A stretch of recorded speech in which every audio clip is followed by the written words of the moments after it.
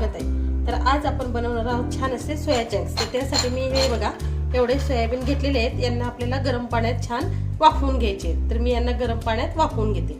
छान असं इथं गरम पाणी करायला ठेवलेलं आहे। त्यामध्ये मी थोडंसं मीठ घालणार आहे, जेणेकरून सोया चंक्स छान लागतील। आणि थोडीशी हळद टाकून मी सोयाबीन त्यात आता छान असे वाफवून घेणार आहे। हे वाफवल्यानंतर मी तुम्हाला दाखवते। हे बघा आपण सोयाबीन छान असे वाफवून घेतले।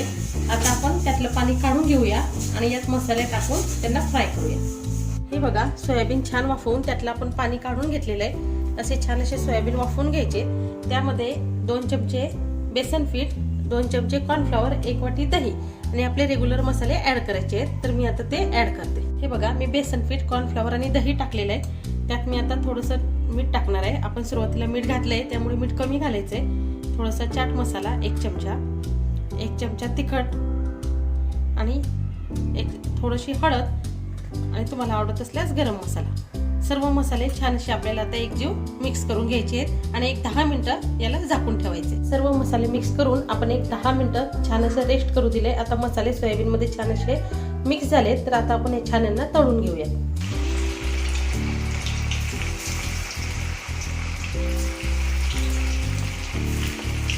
हे बघा आपले छान असे सोया चंक्स तयार आहेत। अगदी सुंदर लागतात खायला।